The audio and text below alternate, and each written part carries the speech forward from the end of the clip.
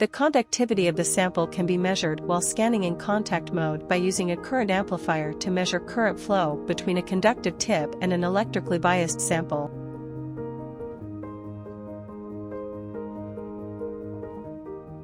Regions of high conductivity on the sample surface allow current to pass through easily, while regions of low conductivity will have a lower current due to local changes in resistance. In addition, detailed electrical properties of the surface at a specific point can be measured, which is called I-V Spectroscopy.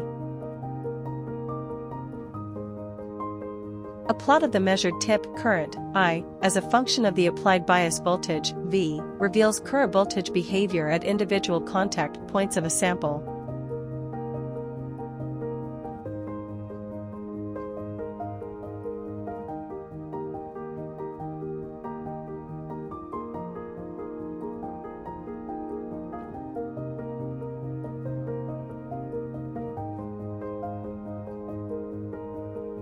Conductive AFM yields both the topography and the current map of a sample surface simultaneously.